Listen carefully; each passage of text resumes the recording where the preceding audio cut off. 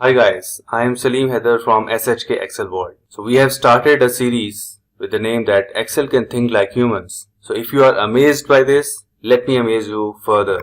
In the previous video we learned the logical formula if, which can make a decision on the basis of a certain criteria. And I thought that we should do something creative with it. So can we make a shopping list with the help of if formula? You may feel that it's pretty strange, but we are going to do it now. So we have a list of different items. These are the vegetables and the fruits. So this is the cost of each of these items per 5 kgs as per your previous shopping experiences. So this time you have decided that you will do some scrutiny initially and you will go to shops and check the cost there. So you have gone to shop A, B and C and have sought quotations from them. Like for tomato, shop A gives 5 kgs for 900 and all the way down you have written the prices of each of these items under different shops. Now if you want to decide that from where you are going to buy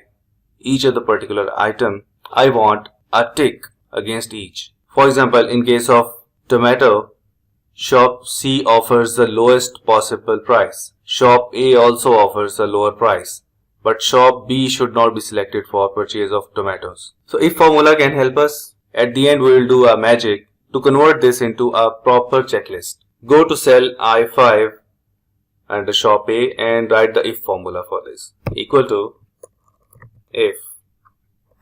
So the logic is that if the price offered by shop A is less than or equal to your estimated price or your experience price, then we should be able to buy this, and for that I am going to write here A, and I will tell you at the end that why we are writing A here. I want if formula to return A, which is a small a.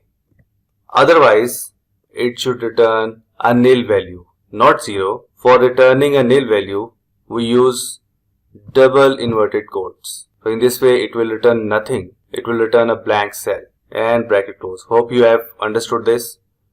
But to do a proper anchoring, we know that we have to copy this formula to the cells on the right and below cells. So the cell references for prices under shop A, B, C, which are E5, E6, E7, these should move, but the estimated prices are in C column only. Then we should freeze the C column but not the rows.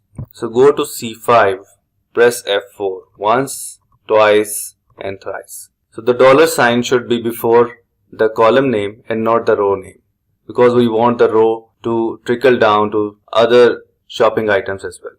And press enter. Now the anchoring is proper. We can easily copy this to all the items, and it is quite possible that none of the shops are offering a price lower or equal to our estimated price, so we are getting nothing here. And it is also possible that all the shops are giving a price lower than our estimated price. So our work is almost final.